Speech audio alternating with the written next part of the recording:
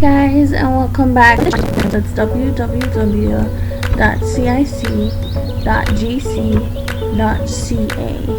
So you head and go on to the site. Now I don't know what's going on with my computer. It does seem that either my computer or the connection is just a little bit slow.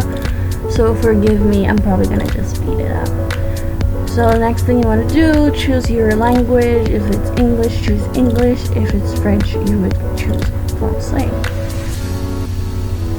So the first thing that you're going to see is just this main page, because this page is also the same page that you would use if you were trying to get an ETA. You would actually use the same page. But today we're just going to talk about people that want to immigrate to Canada by express entry. So my application is for once you've already applied, this is what you would go into. If you're planning to visit, this is where you would go for your ETA. Where we are going to go is for Immigrate. That's where you will find the express entry. I'm going to show you all of that. For work, there are some people that can apply for like a 1-year work permit or a postgraduate work permit. Study, of course, for those that want to study here. Citizenship is usually, of course, through my Canadian citizen, or if you've had immigration for over 5 years and you met the requirements, you would go here for citizenship. New immigrants is for I don't know. I'm not exactly sure it's the difference between new immigrants. I think it's more like resources for those that are new to Canada that have already been approved for immigrating purposes. That's what Immigrate is, new immigrants is for. So next is Canadians. This is for people that are already Canadians, and if they want to get a new passport, sponsor a family member, something for travel, adopting a child, anything along that sort, you will find that here. So refugees and asylum, that is just like an entire category in itself for people that are seeking refugee status, whether that be based on race, gender, religion. Canada is really great for that. And then so where we're gonna go is we are actually going to go to Immigrate. So once you go and Immigrate, you're gonna see that there's different categories. So express entry is what I've used. There's also 2 different forms or 3 different forms. I think it's 2 different forms of express entry. Family sponsorships is for, like, if I'm a permanent resident and I want to sponsor a family member, whether that be my spouse, partner, children, parents, grandparents, and others, you can actually sponsor them if you've already received residency status. Provincial nominees, I believe I spoke on this in my last video, I'm not sure, but you have to have over a 7 in all of your language tests, and that opens you up for the provincial nominee program. This program, usually, like when I first started, it was more so for those that did not have the amount to immediately be invited to apply for permanent residency. A province would actually nominate someone so that they can, pretty much you can only live within that province for the first 5 years, and then you can go anywhere that you like. So like if Ontario sponsored you, you can only work within Ontario in order for you to maintain your permanent residency status. Now Quebec has a different category on its own. It does not fall within their usual express entry process in terms of trying to immigrate. So anything for Quebec is usually separate when it comes to Canada. So Atlantic Immigration Pilot. So this is more so for the outer, like the distant places in Canada where people would not usually go to immigrate. That is for those islands such as New Brunswick, Prince Edward Island, Nova Scotia, Newfoundland, and Labrador.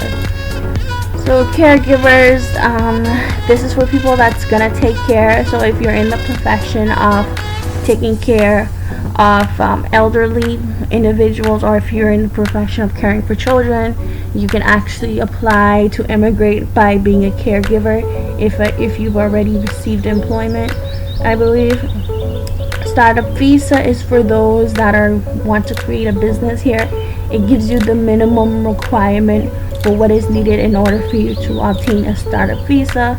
Self-employed is pretty much the same as a startup visa, but it's when you're applying for yourself and not for your business. So this one is more so like if you just want to have a business here, and this one is more so if you're just applying to be a self-employed person. Like you might be an artist, you might be like a musician. In that case, you would be a self-employed. You wouldn't necessarily be a business. So rural and north immigration pilot. It says this is for smaller Canadian communities supporting their local economy through immigration pilot. Pilots open to permanent resident applicants later in 2019. Now, I don't recall seeing this when I applied. If you don't know, I did move like August of 2018. So it does seem like this is something that just started in 2019. So I'm not familiar with this. I can look into it more if you guys need me to. I went too far. So the agri-food pilot is for those that want to work specifically on farms and in the any sort of industries related to food and production of food. Once again, refugees is separate. So you can apply to immigrate as a refugee or become a sponsor. And then this is more so related to the refugee status, where you can appeal your immigration decision. Like usually it takes a while before you're approved or denied for refugee status. Even though you're living here, you can still be denied like years later if they deem that you do not meet your refugee status. So that tab was more so to dispute it. So you would go into express entry. So a lot of people ask me, how do I apply for express entry? It actually has the entire process. So like just how these are like clickable tabs, once you go into each, it will give you clickable tabs. So usually, of course, you want to start with what's to the very top, what tells you how express entry works, because it's going to tell you take an eligibility test, is going to give you the link for the language test, is going to also give you a link to where you can get your education evaluated.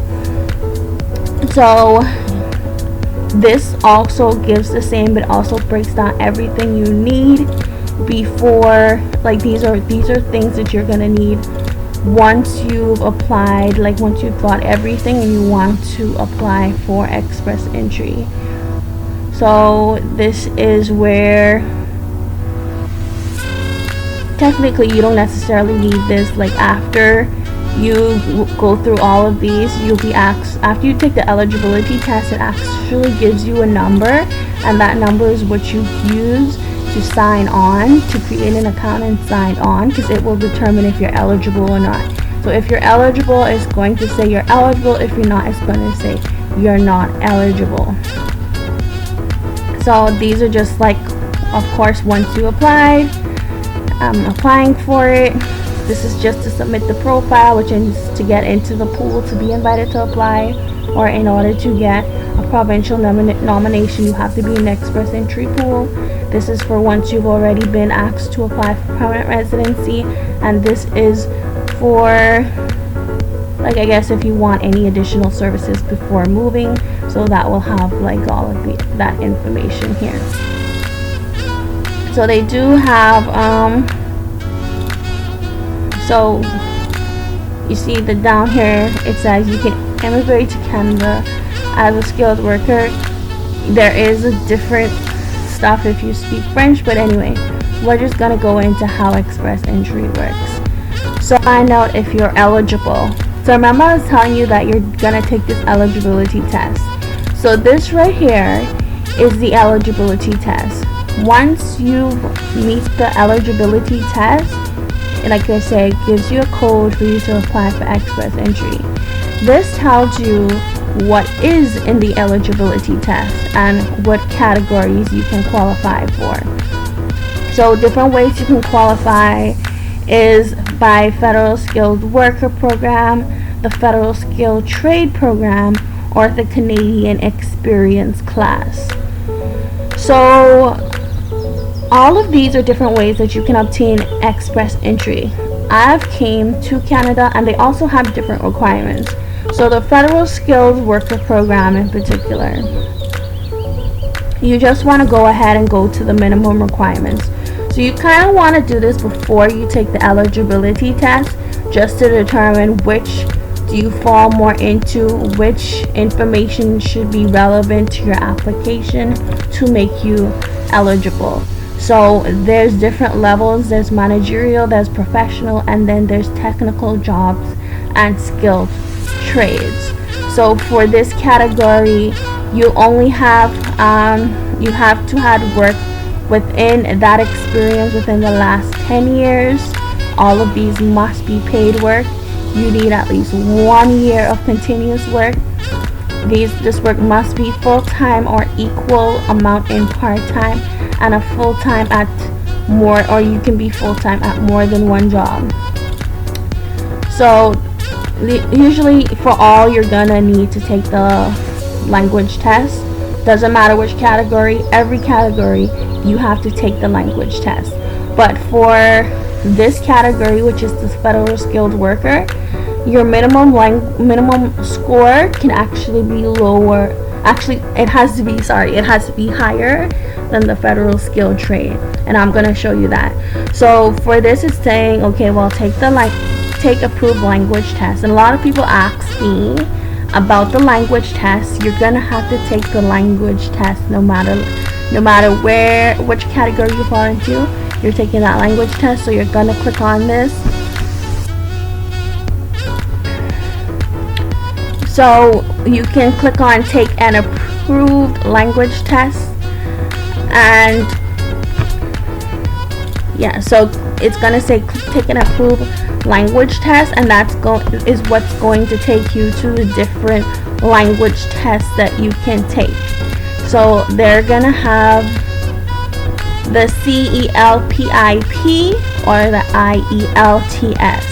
Personally, I took the IELTS. It's going to show you, it's taking you directly to the IELTS website, which is currently running a runtime error. You can also find in the window IELTS.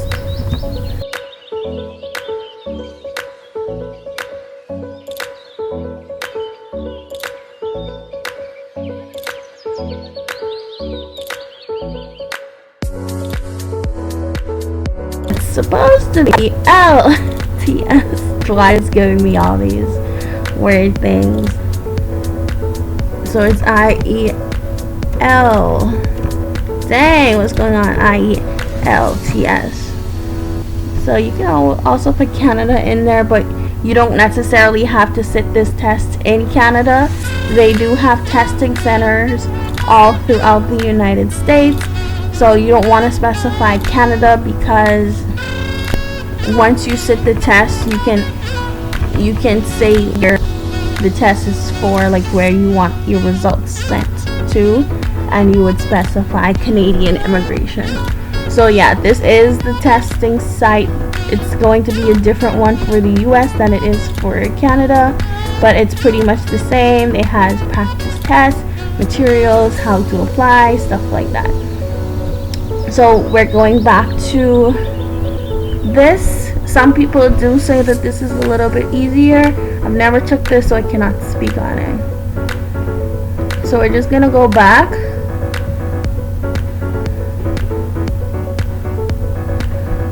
Oh wait, actually this page is a good one to show you, because it's gonna show you what I was showing you about the benchmark. So you see how for Federal Skilled Worker, the Canadian language, whatever, the CLB is 7, which is the minimum score that you can have. is 7 in order for you to be entered into the pool immediately. You see how for Canadian and experienced class, which is technically those that would have schooled here or have some type of Canadian experience. They've been working previously, they might have came here on a work permit, so you would fall under the Canadian experience class. And based on which category you fall in, your benchmark can be a 7 or a 5. Do you see that? So it can be either or. Now when it goes into the federal skill trade, look how vast the difference is. Your benchmark can be 4 or 5. So it has 5 for speaking and listening and 4 for reading and writing. So that's the minimum that you need to be entered into express entry for the federal skill trade. So usually you have to take these tests before you apply, but I'm not sure if you're supposed to do this, but let me show you what I usually do. Okay, so also, you know how they have different skilled levels? You find those skilled levels on the NOC, that you look for your NOC code to say if you're an A, B, or an O. So say that you're an assistant, right? So you would type in you're an assistant. Now there's not just one assistant. Should I spell that wrong? Sorry. Yes, I spelled that wrong. So there's more than one type of assistant. So a lot of these duties, they're not saying that these are assistant, but these are people that assist someone. So that's what it's showing you. So let's broaden this around. So let's say you are a welder.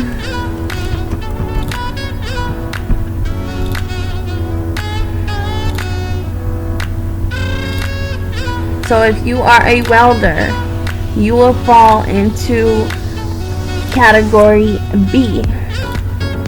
So you can apply, you can also click into it and it will show you just what that title entails. So you would make a note of your NOC code, your skill level, and you would go into looking further onto you would click this to go onto the NOC website, where you can further assess and look at the details to see if it matches for your code. So like I said, we did welder.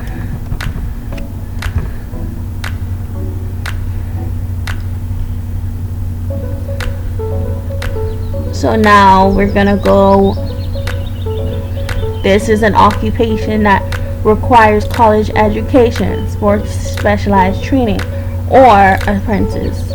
So we're gonna go into this, and once you go into it, you can see a little bit more information. So if this falls into and these are examples of different titles that fall under welder, so it's not just welder.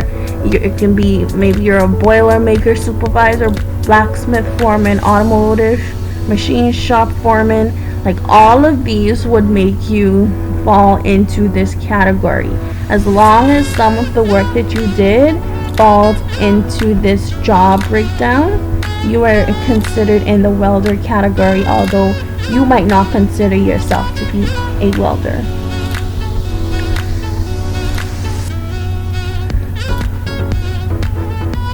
So anyway, we're gonna just go back. So now we're gonna just go ahead.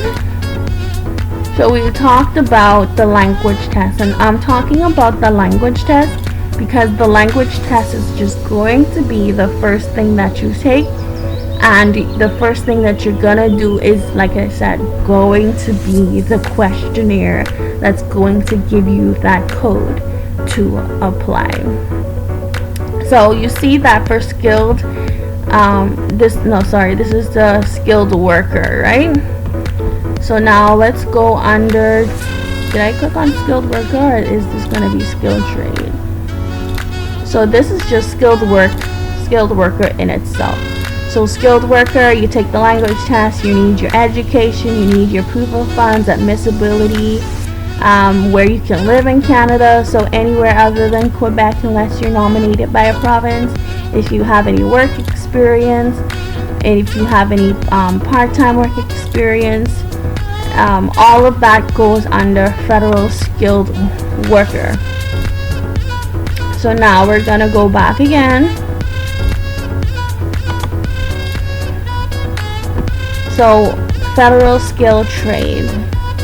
So for the federal skilled trade, I've already explained that the language scores are different. But what you would also find in the federal skilled worker is that what you will find in the federal skilled trade is that it's different in that you only need at least 2 years of full-time work experience within that skilled trade within the 5 years. So it has to be relevant work experience. This does not stem through 10 years. For this federal skilled worker, you can sum up that within the last 10 years, but for federal skilled trade, that is summed up within the last 5 years, and you have to have at least 2 years of experience for it, whereas federal skilled worker, you only need 1 year of experience in it within the past 10 years. Simple, right? But for this one actually recognizes, so this is more so for any of you that meets this category, and this recognizes that you may not have a bachelor's degree, you may not have any sort of degree. If you have certificates, your certificates would make you eligible. Look at the education. There is no education requirement for the federal skilled trades program. Let me read that again. There is no education requirement for the federal skilled trades program. So a lot of people message me and they ask me, okay, well, I don't want to go to school, but I want to move. This will probably be the best avenue for you if you're employed in one of these categories. And look at these categories: chefs, cooks, butchers, bakers, processing manufacturers, supervisors, maintenance and equipment, industrial, electrical, and construction trades. Like, those are categories for the men, and you don't have to always be a banker or accountant. You can also, this is for the hands-on people. So if you went to a school in Canada, you can get points for your certificate, which means if you're not meeting certain requirements for this category, I would still suggest you taking like an online or even a coming to Canada type of thing enrollment, so that you can enroll in this federal skill express entry profile. Or you can, it says if you have the foreign education, you can get points for a completed education credential. So you would have to take an assessment from one of these organizations, so that it is the equivalent of you getting a certificate, diploma, or degree from a Canadian source. Also, sometimes, like I know, like where I'm from, we have we have technical colleges where I'm from. So you can use your technical college experience to be evaluated for if you would meet their education credentials in order for you to apply for that assessment for immigration purposes. Like I said, I've already pointed out that the language is much lower, but you still have to show that proof of funds. But the difference, the only thing where you don't really have to show that proof of funds is the Canadian experience class, and that's because most of the time this is for people that's been employed before. So that's why the minimum requirement is you have 1 year of skilled work experience in Canada. So you've worked before, you've been working, you've worked for 1 year. You don't have to show your proof of funds. You've already showed that you have been working in the Canadian industries. So you would still have to get your education credentials, you would still have to meet the language test, but as you see that's the end of it. There's no proof of funds. No proof of funds at all. So I believe that's the last category. You can compare all programs to see which one suits you better, but I would just consider looking into this further. So like I say, this is just the eligibility. I'm just clicking on tabs. This is just how Express Entry works. The very first tab, that's all I'm in. I'm starting from the very first one. How Express Entry works. And it tells you that it works based on, so this takes you to the questionnaire. Do you want to live in Canada? So this is going to ask you questions about your nationality, your age, your language ability, if you have any children, are you immigrating with family members, or if you have any family members that are living in Canada. They want to find out about your education, your work experience, and if you have an actual job offer.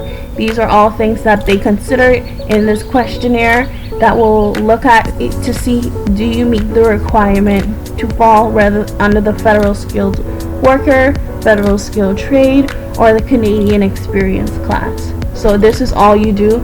You go and check your eligibility and you start filling out these questions.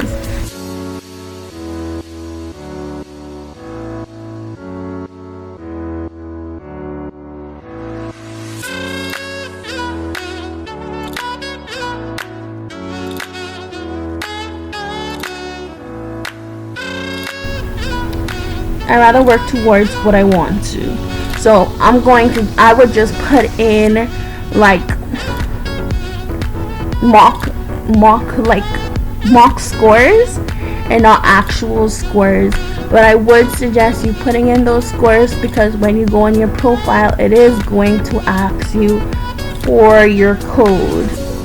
Like, I think the code part wasn't there when I first applied, so I was allowed to get the questionnaire, and I didn't submit my scores until like I actually did the scores, like submit it for my profile compared to submitting it for the questionnaire.